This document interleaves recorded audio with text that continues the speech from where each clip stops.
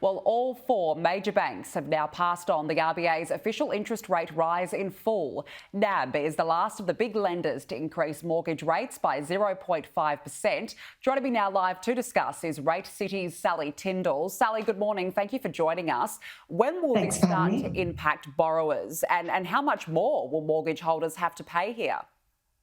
Well, the big four banks have all announced, as you've said, and their implementation date is from the 17th of June for CBA, NAB and ANZ. Westpac is the 21st of June. So that's when people will see their interest rates rise. However, it will take a while to filter through to people's monthly repayments. But when they hit, they're going to hit hard.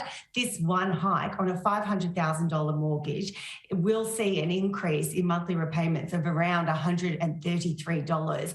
Larger loans means more pain. So for someone with $1 million mortgage, they're going to see an increase of around $265. But of course, the rate hikes are not going to stop there. After the RBA announced this historic double hike, all four big banks' economic teams updated their forecasts. We've got CBA, Westpac and NAB economic teams all predicting another double hike next month on the 5th of July. And CBA and Westpac are saying that the cash rate could get to 2.1% by Christmas of this year, not next year, this year.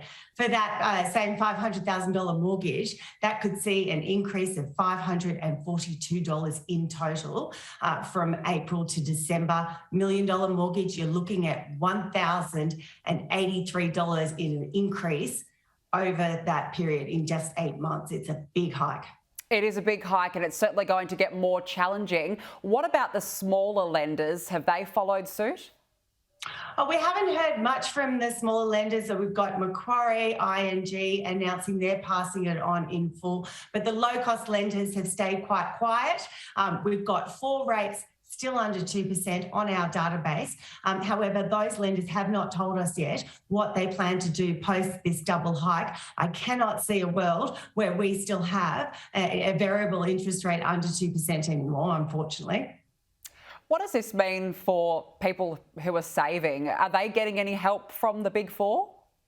Okay, so this should be savers' time in the sun. They've had a really tough decade where they've watched their interest rates just whittle away to basically nothing. And yet we haven't heard much from the big four banks. Westpac, ANZ, NAB, they've all said that they're under review, although NAB has, come up and actually said that they're not hiking their reward saver or their iSaver. They did last hike, but they're not this hike.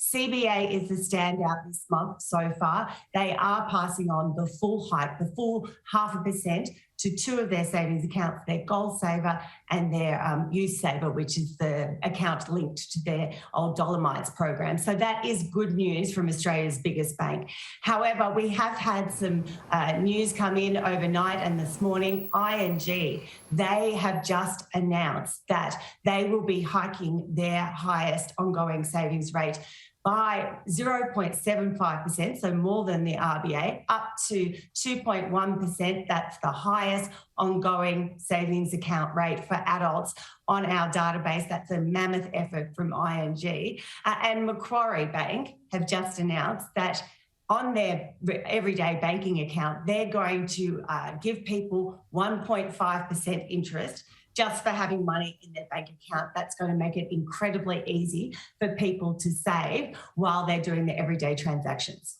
Some great news, and you certainly would hope that the big four would help savers out after the last few years of the pandemic in particular. Just finally, can mortgage holders shop around? What would be the advice now? What can they do? Okay, rates are on the rise, but that does not make it a bad time to refinance. It's still a great time to refinance because banks still want new business coming in the door. And what we saw last hike is that some of the banks implemented those hikes, but then cut for new customers. So if you have a steady job, if you've got a good track record of paying down your debt, you should still be in the driver's seat when it comes to rates. So pick up the phone and engage in some old-fashioned haggling with your bank, or refinance to a lender that's going to give you a lower rate, because the lower your rate is now, the less pain you'll feel as those rate hikes really start to snowball. Some really good advice there. Sally Tindall, thank you so much for joining us this morning. Thanks for having me.